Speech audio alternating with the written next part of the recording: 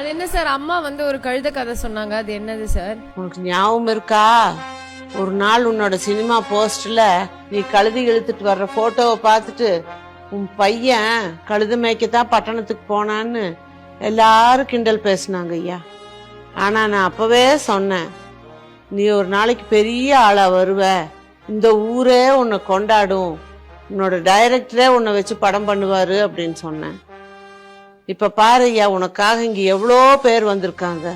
நானும் இந்த அரங்கத்துல அவங்களோட ஒருத்தராதான் உட்காந்துட்டு பாத்துட்டு இருக்கிறேன்.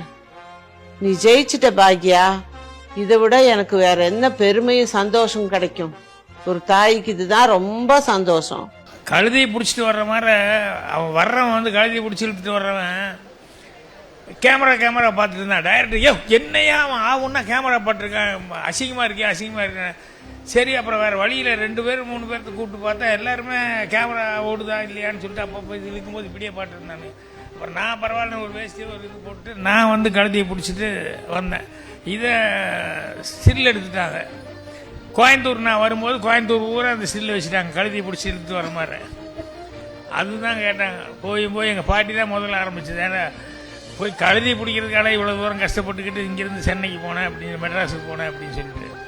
அப்போ தான் எங்கள் அம்மா சொல்லிச்சு, இல்லை என்னைக்காவது ஒரு நாளைக்கு உங்கள் டைரக்டர் உன்னை ஹீரோவை வச்சு படம் எடுப்பார் அப்படின்னு சொல்லி